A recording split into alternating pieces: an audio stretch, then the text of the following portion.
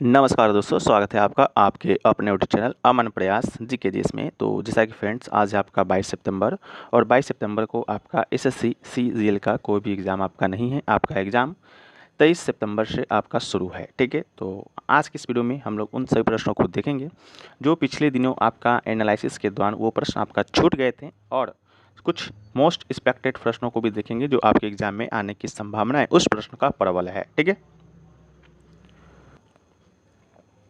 तो चलिए वीडियो को स्टार्ट करते हैं, लेकिन उससे पहले आपको बता दें कि इसका जो पीडीएफ है आपको टेलीग्राम चैनल पे मिल जाएगा, जिसका लिंक डिस्क्रिप्शन में दिया गया है, तो आप लोग जाकर उसको ज्वाइन जरूर कर लीजिएगा। तो आज का जो हमारा पहला प्रश्न है वो है फ्रेंड्स कि शतरंज में डैश एक बार सिर्फ एक वर्ग आगे बढ़ सकता है। ठीक है, तो इसका जो राइट आंसर होगा आपका प्यादा हो जाएगा। ठीक है, शतरंज में प्यादा एक बार सिर्फ एक वर्ग आगे बढ़ सकता है, सिवाय पहली चाल के जिसमें वो दो वर्ग आगे बढ़ सकता है। प्यादा पीछे नहीं जा सकता है और ना ही वो पीछे मार सकता है, मगर प्यादे के ठीक सामने कोई मोहरा हो तो वो आगे नहीं बढ़ सकता है और ना ही उस मोहरे को मार सकता है। प्यादा सिर्फ अपने सामने एक तिरछे खाने पर ही मार सकता है, इस बात को याद रखिएगा। इसके अलावा शतरंज में हर मोहरे की अपनी चाल होती है। कुछ और मोहरे की चालें भी इस प्रकार है, जैसा कि राजा हो गया, तो राजा एक वर्ग में क्षैतिज, ऊर्ध्वाधर और तिरछे ढंग से आगे बढ़ सकता है। दूसरा है रानी, तो रानी किसी भी दिशा में तिरछा, सीधा, आगे और पीछे कितने भी वर्ग चल सकती है। फिर है आपका हाथी, जो कि अपनी इच्छा अनुसार कितने भी वर्ग चल सकता है, लेकिन सिर्फ खड़ा या आड़ा चल सकता है। फिर है आपका ऊंट, जो कि अपनी इच्छा अनुसार कितने भी वर्ग चल सकता है, लेकिन सिर्फ तिरछा ही चलता है। अगला है घोड़ा, जो कि अपनी एक ही दिशा में दाईं घर चलता है। ठीक है, तो इस बात को भी याद रखिएगा। वीडियो में आगे बढ़ते हैं फ्रेंड्स, इससे पहले बात कर लेते हैं मॉक टेस्ट के बारे में। मॉक टेस्ट एक ऐसा चीज़ है जो लोग लगा के जाते हैं वो लोग बेनिफिट्स में रहते हैं, जो लोग लगा के नहीं जाते हैं वो लोग बेनिफिट में नहीं रहते हैं। ठीक है, मॉक टेस्ट लगाने का जो सबसे अच्छा जो प्लेटफॉर्म है अब तक के मार्केट में वो है दोस्तों आपका टेस्ट बुक। टेस्ट बुक पर अभी आपका ऑफर भी चल रहा है, उम्मीद की किरण सेल के नाम से। इस सेल के दौरान अगर आप इनका ईयरली का टेस्ट बुक 5 प्रो परचेज करते हैं तो ये मात्र और मात्र आपको 608 रुपये में मिलने वाला है। साथ में कूपन कोड अगर आप APZ यूज करते हैं तो आपको यहाँ पर 13% का एक्स्ट्रा ऑफ भी मिलेगा। अगर आपका सिलेक्शन हो जाता है तो आप इनसे अपना फुल रिफंड भी ले पाते हैं।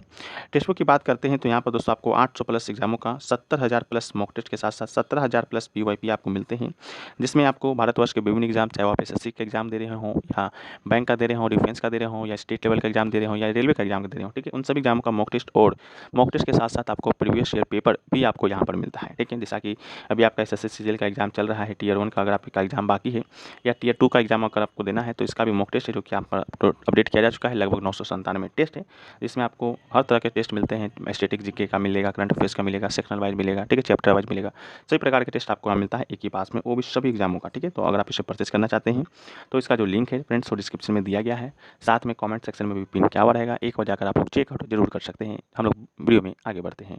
नेक्स्ट क्वेश्चन है कि टेटनस कोज विच जॉ इशू, यानी कि टेटनस जबड़े की किस समस्या का कारण बनता है।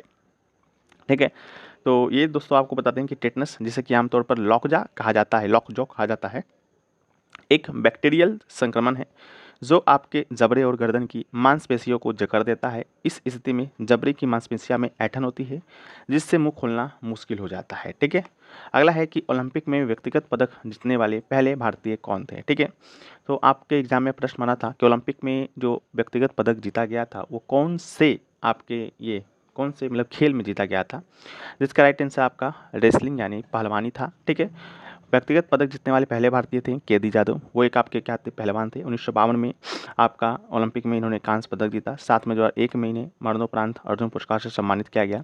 इसके अलावा अगर आपसे पूछा जाता व्यक्तिगत ओलंपिक स्वर्ण पदक जीतने वाले प्रथम भारतीय के बारे में, तो इसका राइट आंसर अभिनव बिंद्रा होता। अभिनव बिंद्रा ने निशानेबाजी में 10 metre air rifle final men Beijing में भारत का पहला व्यक्तिगत स्वर्ण पदक जीता। इसके अलावा सिडनी 2000 में ओलंपिक खेलों में भारत्तोलक कर्णम मल्लेश्वरी ने ओलंपिक और भारतीय खेल इतिहास में अपना अंकित किया और कांस्य पदक इन्होंने जीता और ओलंपिक में जीतने वाली भारत की पहली महिला बनी, इस बात को भी याद रखिएगा। नेक्स्ट है कि हवा की चाल को मापने के लिए निम्न में से किस उपकरण का उपयोग किया जाता है। तो हवा की चाल को मापने के लिए एनीमोमीटर का उपयोग किया जाता है, तो एनीमोमीटर इसका राइट आंसर होगा। एनीमोमीटर एक उपकरण है जो हवा की चाल या दिशा को निर्धारित करता है। इसके अलावा स्पेक्ट्रोमीटर की बात करते हैं तो एक ऐसा उपकरण है जो अपने विद्युत चुम्बकीय स्पेक्ट्रम का विश्लेषण करके प्रकाश के गुण का अध्ययन करता। इसके बाद है आपका स्पीडोमीटर, जो कि एक गेज है जो वाहन की तत्कालिक चाल को मापता है। इसके अलावा एरोमीटर की बात करते हैं तो हवा और अन्य गैसों के घनत्व को मापता है, ठीक है। इसके अलावा भी है एमीटर हो गया, जिसका उपयोग हम लोग विद्युत धारा को मापने के लिए करते हैं। बैरोमीटर है जो कि हवा में दबाव मापने के लिए प्रयुक्त किया जाता है। एनीमोमीटर है जो कि हवा की चाल को मापने के लिए किया जाता है। अगला है फ्लेमिंग के दाहिने हाथ नियम के मुताबिक दाहिने हाथ का अंगूठा क्या दर्शाता है? तो इसका राइट आंसर होगा चुंबकत्व के सापेक्ष चालक की गति की दिशा को।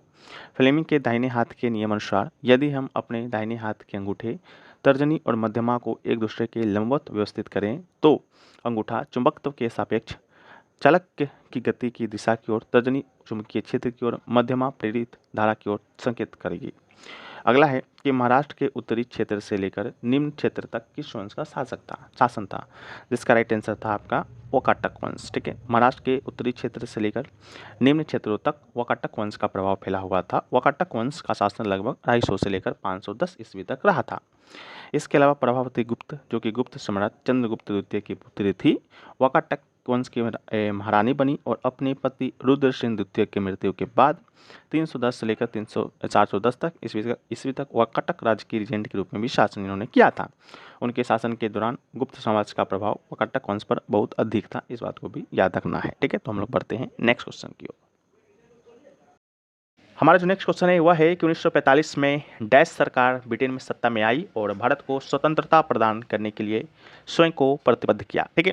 ये क्वेश्चन आपका इस सी प्रीवियस पेपर जो 23 मार्च 2021 को हुआ था इवनिंग शिफ्ट में, उसमें भी पूछा गया था। तो इसका राइट आंसर था लेबर पार्टी, ठीक है।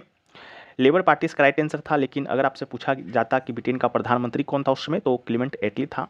क्लेमेंट एटली यूनाइटेड किंगडम यूके के पूर्व प्रधानमंत्री थे। उन्होंने 1945 से 51 तक यूनाइटेड किंगडम के प्रधानमंत्री के रूप में ही चूंकि कार्य किया था और 1935 से 55 तक यूनाइटेड किंगडम में लेबर पार्टी के नेता थे, ठीक है।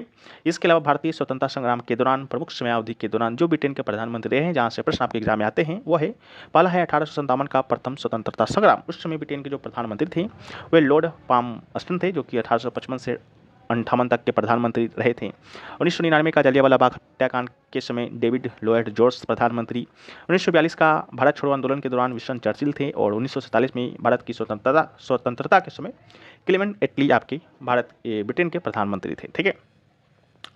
नेक्स्ट क्वेश्चन पूछा गया कि ओजोन परत पृथ्वी की सतह को सूर्य से आने वाले डैश से बचाता है, ठीक है। तो ओजोन परत की जब हम लोग बात करते हैं तो ओजोन परत आपका पैरावैग्नि जो किरण आती है, विकिरण आता है, उससे हम लोग को बचाता है, ठीक है। तो पैरावैग्नि विकिरण इसका आपका राइट आंसर हो जाएगा, ठीक है। इसके अलावा ओजोन परत की बात करते हैं तो समताप मंडल जो कि वायुमंडल की दूसरी परत है में पाए जाने वाला ओजोन अणुओं की एक परत है। ओजोन 3 ऑक्सीजन परमाणुओं से बना एक अणु है जिसे अक्सर O3 के रूप में भी संदर्भित किया जाता है, ठीक है। तो ये भी है। इसके अलावा नेक्स्ट क्वेश्चन है आपका कि भरतनाट्यम किस राज्य का प्रसिद्ध नृत्य है। तो भरतनाट्यम की बात करेंगे तो ये आपका तमिलनाडु राज्य का नृत्य है। भरतनाट्यम सबसे पुराना शास्त्रीय नृत्य है। इसकी उत्पत्ति सैकड़ों साल पहले तमिलनाडु राज्य में हुआ है। इसके अलावा यह नृत्य रूप दक्षिण भारत के धार्मिक विषयों और आध्यात्मिक विचारों को व्यक्त करता है।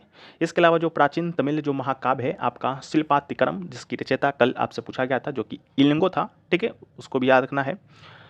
इसके अलावा अभी वर्तमान में बात करें तो संगीत नाटक अकेडमी के द्वारा 8 नृत्यों को शास्त्रीय नृत्य का दर्जा प्रदान किया गया है। लेकिन अगर आपसे संस्कृति मंत्रालय के अकॉर्डिंग पूछा जाता है तो 9 हो जाता है, क्योंकि आपका जो छऊ नृत्य है जो कि 3 अलग अलग राज्यों में अलग अलग नामों से मनाया जाता है, जैसा कि झारखंड में सरायकेला छऊ हो गया, उड़ीसा में मयूरभंज छऊ हुआ और पश्चिम बंगाल में आपका पुरुलिया छऊ हुआ, ठीक है, उन नामों से बनाया जाता है। उसको भी संस्कृति मंत्रालय आपका शास्त्रीय नृत्य मानता है।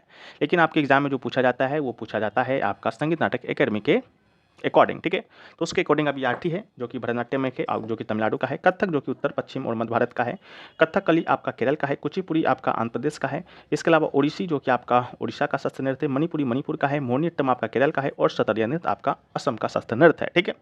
तो इसको भी याद रखना है। केरल से 2 शास्त्रीय नृत्य का ताल्लुकात है, एक आपका मोहिनीअट्टम है, दूसरा आपका कथकली है। कल एक प्रश्न आपका आया था कि जो लस्य शैली है वो लस्य शैली किस शास्त्रीय नृत्य पर आधारित है, तो ये दोस्तों आपका मोहिनीअट्टम शास्त्रीय नृत्य पर ही आधारित था।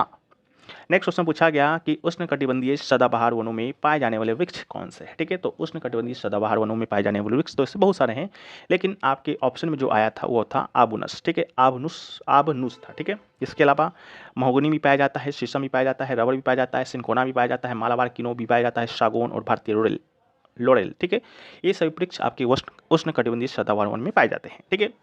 इसके अलावा उष्णकटिबंधीय सदाबहार वनों की बात करते हैं तो ऐसे पेड़ होते हैं जिनमें हमेशा पत्ते होते हैं और एक शेड जैसा दिखते हैं। वो हमेशा भारी वर्षा अर्थात 200 सेंटीमीटर से अधिक अधिक वर्षा जहाँ होता है वहीं पर आपका उष्णकटिबंधीय सदाबहार वन पाया जाएगा। इसके अलावा तापमान बनाए रखा जाता है जो कि 20 से 27 डिग्री सेल्सियस के बीच होता है। पेड़ 60 मीटर या उससे ऊपर की ऊंचाई तक पहुंचते हैं। ये आमतौर पर पश्चिमी घाट, अंडमान निकोबार हो गया, उत्तर पूर्वी क्षेत्रों में पाए जाते हैं। इसके अलावा उदाहरण तो हम लोग देख ही लिए, रबर हो गया, बिट्टल नट हुआ, जामुन, आम, रोजबेरी और बांस है। इसके अलावा इन जंगलों में पेड़ और झाड़ियों और लताओं के साथ एक बहुत स्तरीय संरचना है। पेड़ के पत्ते गिरने पर कोई निश्चित समय नहीं होता है। इसके अलावा ऐसे में ये जंगल साल भर हरे भरे दिखाई देते हैं। नेक्स्ट क्वेश्चन पूछा गया कि प्रधानमंत्री आयुष्मान भारत स्वस्थ अवसंरचना मिशन किस वर्ष शुरू हुआ था, ठीक है। ये जो है वो दोस्तों आपका शुरू हुआ था 2021 में, तो इसका राइट आंसर आपका 2021 हो जाएगा, ठीक है। वित्त वर्ष 21-22 के बजट भाषण में 1 फरवरी 2021 को प्रधानमंत्री आत्मनिर्भर स्वस्थ भारत योजना की घोषणा जो कि किया गया था, जिसका नाम बदलकर अब पीएम आयुष्मान भारत स्वास्थ्य अवसंरचना मिशन कर दिया गया है, ठीक है। नेक्स्ट क्वेश्चन पूछा गया कि भारत का संविधान दिवस कब मनाया जाता है, तो भारत का संविधान दिवस मनाया जाता है 26 नवंबर को, ठीक है। 26 नवंबर को क्यों मनाया जाता है, क्योंकि हमारे देश में हर साल 26 नवंबर को भारत के संविधान को अपनाने के उपलक्ष्य में मनाया जाता है, क्योंकि उसी दिन 26 नवंबर 1949 को संविधान है जो कि बनकर तैयार हुआ था, लेकिन जो लागू हुआ था वो आपका 26 जनवरी 1950 को लागू हुआ था। और ये जो संविधान दिवस मनाए जाने की जो शुरुआत है वो आपका मई 2015 से शुरुआत हुआ है। नेक्स्ट क्वेश्चन पूछा गया कि शब बारात किस समुदाय के लोग मनाते हैं, तो यह मुस्लिम समुदाय के लोग मनाते हैं शब बारात। शब बारात मुख्य रूप से मुस्लिम समुदाय के द्वारा मनाया जाता है। यह इस्लामिक कैलेंडर के 8वें महीने शवान की 14वीं और 15वीं रात को मनाया जाता है। इसके अलावा इस रात को मुसलमान अल्लाह की इबादत करते हैं, अपने गुनाहों की माफ़ी मांगते हैं और अपने पूर्वजों की कब्रों पर जाकर उनके लिए दुआएं करते हैं। नेक्स्ट क्वेश्चन पूछा गया कि निम्नलिखित में से कौन सी तरंग की तरंग दैर्घ्य सबसे छोटी होती है, तो तरंग दैर्घ्य की बात करते हैं तो गामा रे की तरंग दैर्घ्य है जो कि सबसे छोटा होता है। इसके अलावा विद्युत चुम्बकीय वर्णक्रम की बात करते हैं तो ये रेडियो से गामा विद्युत चुम्बकीय तरंगों की अनुक्रम में विभिन्न तरंगों की सीमाओं का संग्रह है, ठीक है। परावैंगनी की बात करते हैं तो परावैंगनी प्रकाश की एक विद्युत चुम्बकीय विकिरण है जो दृश्यमान प्रकाश की तुलना में कम तरंग दैर्घ्य का है। इसका प्रकाश 10 nm से लेकर 400 nm तक होता है। इसके अलावा गामा रे सबसे छोटी तरंग दैर्घ्य है, रेडियो तरंगों में सबसे लंबी तरंग दैर्घ्य होती है, इसको भी याद रखना है।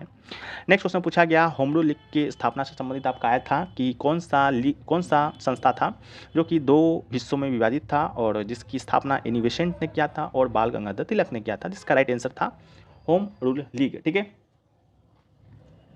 होम रूल लीग था इसका राइट आंसर। तो होम रूल लीग की स्थापना बाल गंगाधर तिलक के द्वारा किया जाता है। बाल गंगाधर तिलक और एनी बेसेंट 2 लोगों के द्वारा किया जाता है। बस फर्क इतना होता है कि जो बाल गंगाधर तिलक थे वो अप्रैल 1960 में पुणे में होम रूल लीग की स्थापना किया था और एनी बेसेंट ने सितंबर 1960 में मद्रास जो कि अब चेन्नई हो गया है वहाँ पर होम रूल लीग की स्थापना करता है। दोनों का उद्देश्य सेम रहता है, बस अलग अलग जगहों पर अलग अलग एक ही नाम से होम रूल लीग की स्थापना है जो कि किया जाता है।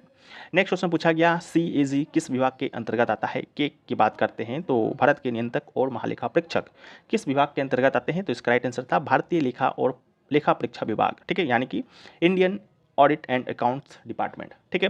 तो भारत के नियंत्रक महालेखा परीक्षक एक संवैधानिक निकाय है और यह भारतीय लेखा परीक्षा और लेखा विभाग Indian audit and account department का प्रमुख होता है। कैग का मुख्य कार्य केंद्र राज्य सरकारों के वित्तीय लेन देन के लेखा का परीक्षण करना है।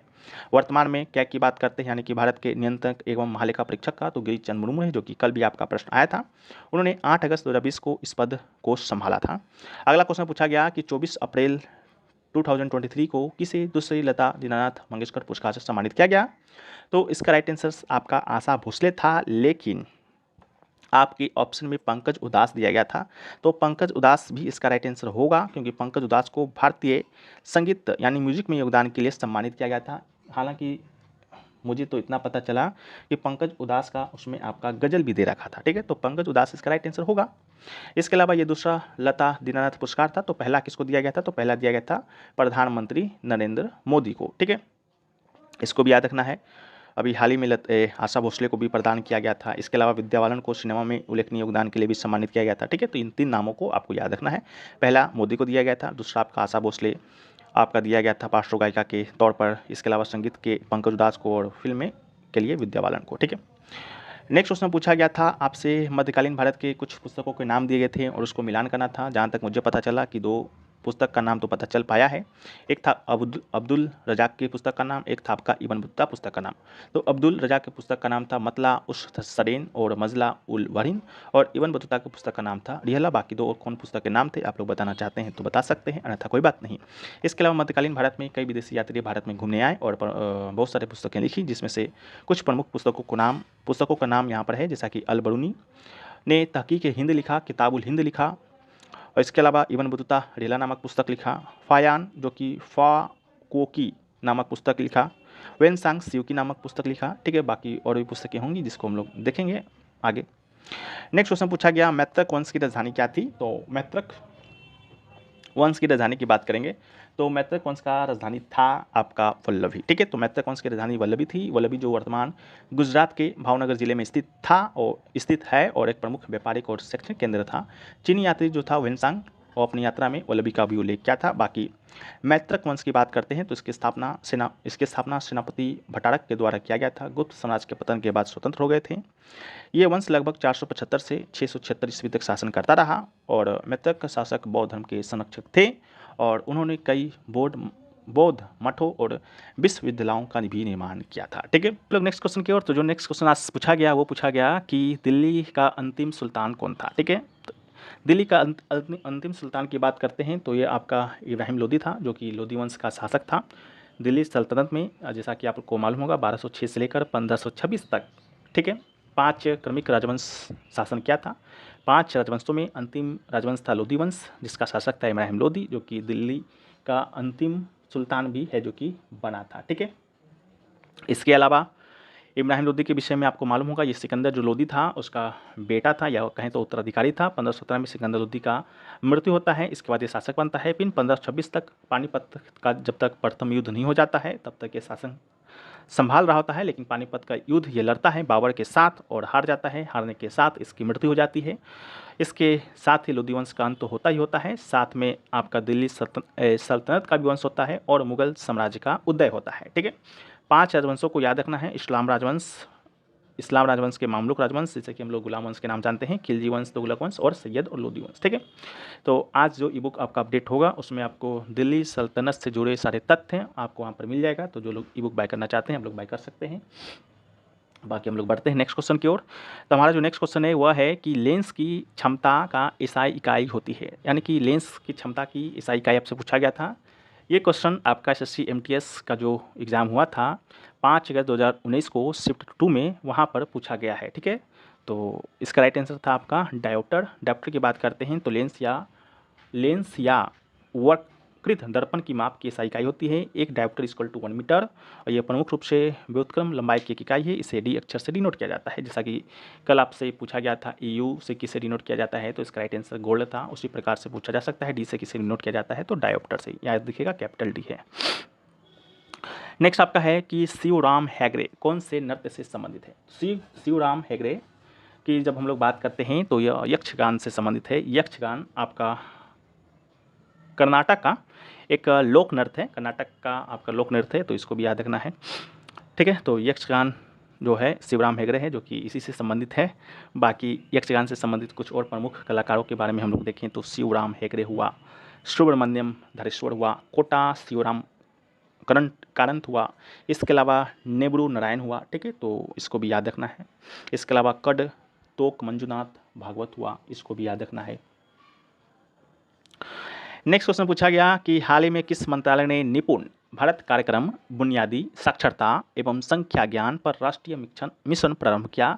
ये क्वेश्चन आपका राजस्थान पटवारी का एग्जाम हुआ था 23 अक्टूबर 2021 को शिफ्ट 2 में भी पूछा गया था, जिसका राइट आंसर है आपका शिक्षा मंत्रालय। ठीक है, शिक्षा मंत्रालय ने निपुण, जिसका फुल फॉर्म होता है राष्ट्रीय समझ और संख्यात्मक के साथ पढ़ने में प्रवीणता के लिए राष्ट्रीय पहल भारत योजना शुरू किया गया। इसके अलावा इसका उद्देश्य 3 से 9 वर्ष के आयु वर्ग के बच्चों को सीखने की जरूरत को पूरा करना था। नेक्स्ट क्वेश्चन की जब हम लोग बात करते हैं तो नेक्स्ट क्वेश्चन आपसे पूछा गया था कि मछली के हृदय में कितने कक्ष होते हैं? मछली के हृदय की जब हम लोग बात करते हैं तो उसमें आपका 2 कक्ष होता है। ये भी क्वेश्चन कहीं ना कहीं प्रीवियस ईयर में आपसे पूछा गया होगा, जिसका डेटा अभी मेरे पास नहीं है, कहिएगा तो आपके सामने हम प्रस्तुत कर देंगे। ठीक है, तो मछली के हृदय में 2 कक्ष होता है। सभी कशेरुकियों कशेरुकियों में एक पेशीय हृदय होता है। मछली का हृदय दो कक्षीय होता है, जिसमें एक कालीन होता है, एक नीले होता है। ठीक है, मछलियों में हृदय ऑक्सीजन रहित रक्त को पंप करता है, जिसे गलफोड़ों के द्वारा ऑक्सीजन युक्त किया जाता है और शरीर के अंगों तक पहुंचाया जाता है, जहां से ऑक्सीजन रहित रक्त हृदय में वापस आ जाता है। नेक्स्ट क्वेश्चन आपसे पूछा गया कि दोहा डायमंड लिंग 2023 में किसने स्वर्ण पदक जीता। तो दोहा डायमंड लिंग की बात करते हैं तो इसमें नीरज चोपड़ा ने स्वर्ण पदक है जो कि जीता था, जो कि 5 मई 2023 को 88.67 मीटर भाला फेंककर यह उपलब्धि हासिल की थी। ठीक है, तो उसको भी याद रखना है। नेक्स्ट क्वेश्चन पूछा गया कि 2024 में जाकिर हुसैन को कौन सा पुरस्कार मिला है। ठीक है, आपसे पूछा गया था 2023, लेकिन यहाँ पर 2024 मेंशन करना मजबूरी है। ठीक है, तो 2023 में भी आपका जाकिर हुसैन को पुरस्कार मिला है, 2024 में भी मिला है। तो पहले हम लोग 2024 को देखते हैं, फिर हम लोग 2023 को देखेंगे। तो 2024 में जाकिर हुसैन को 66वां ग्रैमी अवार्ड मिला है। इसके साथ ही 2023 में बात करते हैं तो 2023 में इन्हें पद्म विभूषण मिला था। हालांकि ग्रैमी पुरस्कार और पद्म विभूषण दोनों आपके ऑप्शन में था, लेकिन 2023 था तो पद्म विभूषण होगा, 24 होता तो आपका ग्रैमी अवार्ड होता। साथ में 2002 में इन्हें पद्म भूषण अवार्ड, 1988 में इन्हें पद्म श्री अवार्ड। ये आपके तबला वादक थे, इस बात को भी याद रखना है। अल्लाह रखा के पुत्र हैं, अल्लाह रखा के बड़े बेटे हैं। ठीक है, तो इसको भी याद रखना है। ये भी प्रश्न आपके एग्जाम में आता है, अल्लाह रखा का संबंध किस वाद्यंत्र से है भाई, तो तबला से। जाकिर हुसैन का संबंध किस वाद्यंत्र से है, तो तबला से ही है। नेक्स्ट क्वेश्चन पूछा गया कि भारतीय संविधान का कौन सा अनुच्छेद राष्ट्रपति के पद के लिए पुनर्निर्वाचन की योग्यताएं निर्धारित करती है। ठीक है, तो योग्यताएं निर्धारित करती है अनुच्छेद 57। इसका राइट आंसर होगा अनुच्छेद 57। इसके अलावा भारत के राष्ट्रपति से संबंधित अनुच्छेद आपका 52 से लेकर 62 तक का अनुच्छेद आता है, जिसमें अनुच्छेद 52 कहता है कि भारत का एक राष्ट्रपति होगा। अनुच्छेद 53 कहता है कि संघ की कार्यकारी जो शक्ति होगी वह राष्ट्रपति में निहित होगी। अनुच्छेद 54 कहता है राष्ट्रपति का चुनाव। अनुच्छेद 55 राष्ट्रपति के चुनाव की प्रक्रियाओं से संबंधित है। अनुच्छेद 56 राष्ट्रपति के पद के कार्यकाल से संबंधित। 57 पुनर्निर्वाचन हेतु पात्रता से संबंधित। अनुच्छेद 58 राष्ट्रपति के रूप में चुनाव हेतु योग्यताएं से संबंधित। अनुच्छेद 59 राष्ट्रपति के पद की शर्तों से संबंधित। 60 आपका राष्ट्रपति की शपथ से संबंधित। अनुच्छेद 61 राष्ट्रपति के विरोध महाभियोग से संबंधित है। और अनुच्छेद 62 राष्ट्रपति के पद की रिक्तियों की स्थिति में चुनाव से संबंधित है। ठीक है, ये पूछा गया। इसके अलावा नेक्स्ट क्वेश्चन पूछा गया कि लघु या निम्न ज्वार कब बनता है। ठीक है, तो लघु या निम्न ज्वार की बात करते हैं तो जब सूर्य और चंद्रमा पृथ्वी के समकोण यानी कि 90 डिग्री पर हो तो दोस्तों आपका लघु या निम्न ज्वार बनता है। ठीक है, ये आपके ऑप्शन था। लघु ज्वार भाटा जिसे कि हम लोग निप्टाइड्स के नाम से जानते हैं, विशेषतः कमजोर ज्वार भाटा होता है। जब सूर्य और चंद्रमा का गुरुत्वाकर्षण बल एक दूसरे के लंबवत होते हैं तभी ज्वार भाटा उत्पन्न होता है। और लघु ज्वार भाटा 1/4 चंद्रमा के दौरान उत्पन्न होता है। जब पूर्णिमा तथा अमावस्या के दिन आपका दीर्घ ज्वार यानी कि स्प्रिंग टाइड उत्पत्ति होती है, जब सूर्य, पृथ्वी और चंद्रमा तीनों ही एक रेखा में हो। ठीक है, इसके अलावा बृहद ज्वार और लघु ज्वार के बीच अगर आपसे अनुमानित अंतराल पूछा जाता तो इसका राइट आंसर होता 7। ठीक है, लेकिन पूछा जाएगा, याद रखिएगा। नेक्स्ट क्वेश्चन जो पूछा गया वो पूछा गया जगन्नाथपुरी मंदिर में किन देवताओं की मूर्तियां स्थापित है।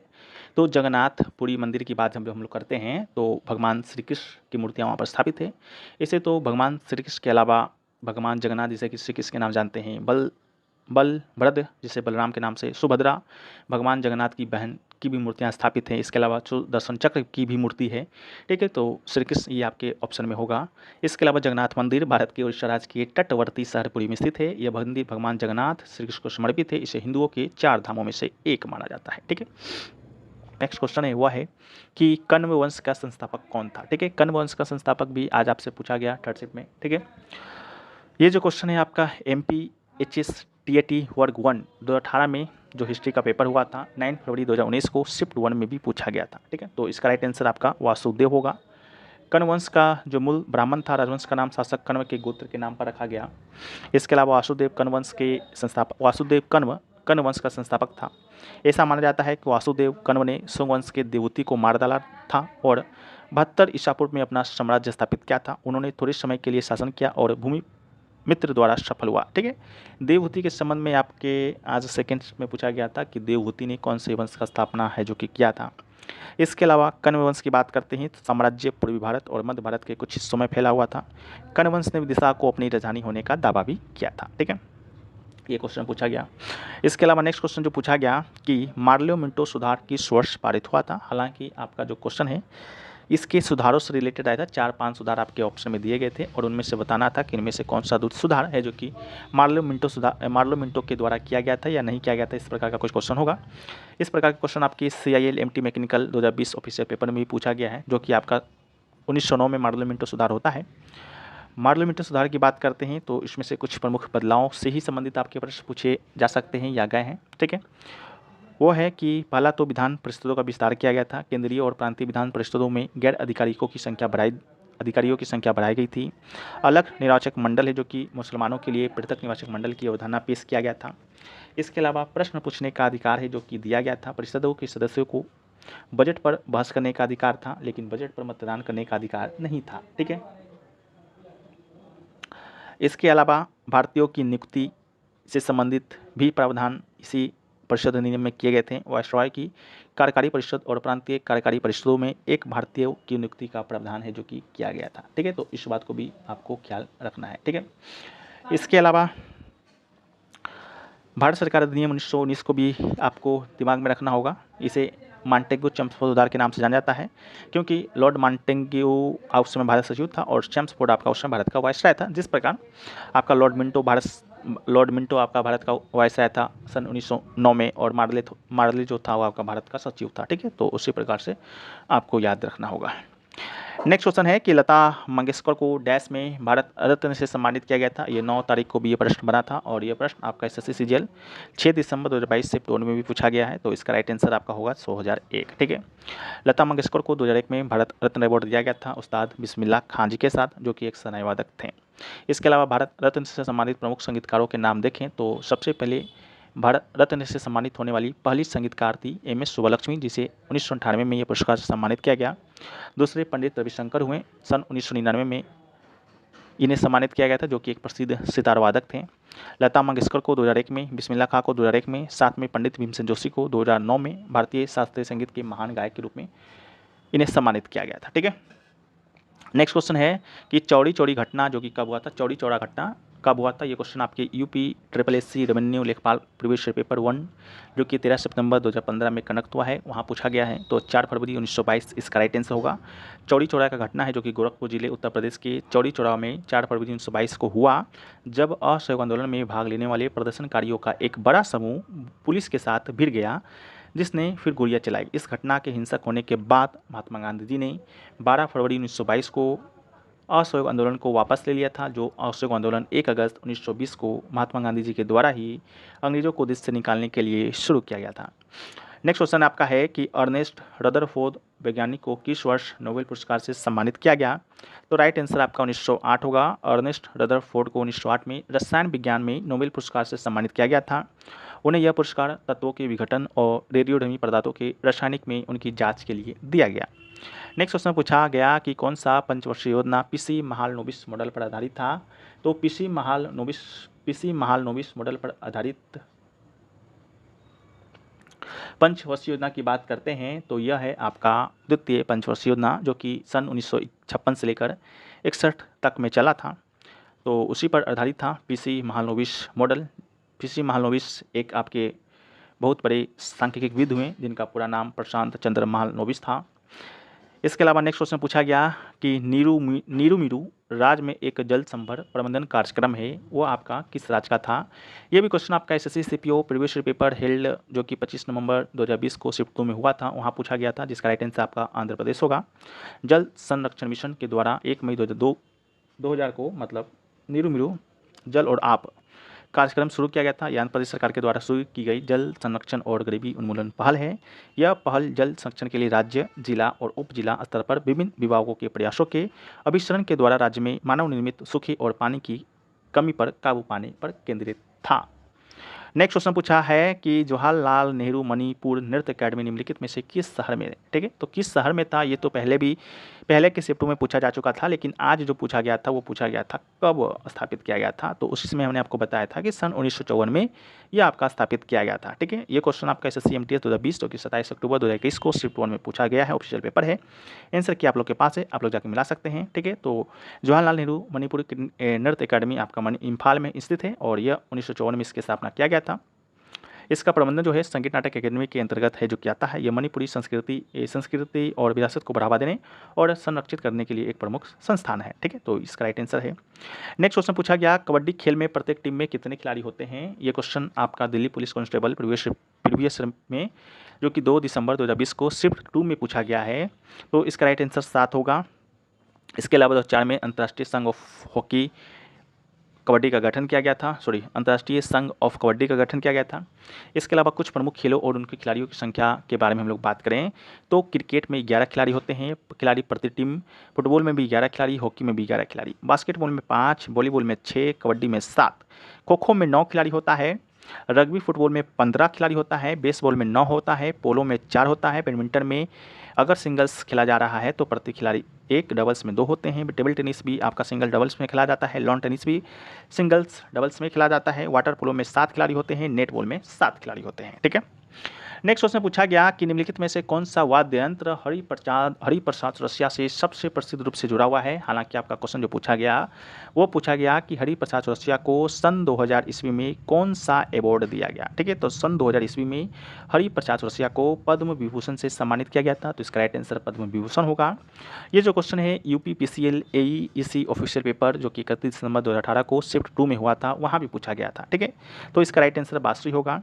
हरिप्रसाद चौरसिया भारत के एक प्रसिद्ध बांसुरी वादक थे। हरिप्रसाद चौरसिया का जन्म 1 जुलाई 1938 को इलाहाबाद में होता है। एक बार ये भी क्वेश्चन बना था कि हरिप्रसाद चौरसिया का जन्म कहाँ हुआ था, तो इलाहाबाद जो कि अब प्रयागराज हो चुका है वहाँ पर हुआ था। नेक्स्ट क्वेश्चन जो पूछा गया कि भारतीय संविधान में कानून बनाने की प्रक्रिया अविचारणीय रूप से डैश के संविधान से प्रभावित है, तो इसका राइट आंसर यूके होगा, जो कि यूपी पुलिस कांस्टेबल जो पेपर हुआ था 18 जून 2018 को शिफ्ट 1 में, वहाँ भी पूछा गया था। ठीक है, तो भारतीय संविधान में कानून बनाने की प्रक्रिया ब्रिटेन के संविधान से प्रभावित है। इसके अलावा ब्रिटेन के संविधान से और भी प्रमुख प्रावधान लिए गए हैं, जैसा कि संसदीय सरकार, कानून का शासन, विधायी प्रक्रिया, एकल नागरिकता, कैबिनेट व्यवस्था, विशेषाधिकार रेट, संसदीय विशेषाधिकार, द्विसदन सदन। इसके अलावा और कल भी हम लोग ने सारी चीज़ों को देखा था, तो थोड़ा सा आज हम लोग कम देखेंगे कि कौन कौन से प्रावधान कौन कौन से देश से लिए गए हैं, लेकिन कुछ महत्वपूर्ण प्रावधान को देखें तो केंद्र का मजबूत संघ कनाडा के संविधान से, संसद ब्रिटेन के संविधान से, प्रस्तावना संयुक्त अमेरिका के संविधान से, लेकिन प्रस्तावना की भाषा ऑस्ट्रेलिया के संविधान से, DPSP आपका आयरलैंड के संविधान से, मौलिक कर्तव्य रूस या USSR के संविधान से, राष्ट्रपति का चुनाव आयरलैंड के संविधान से, और आपातकाल जर्मनी के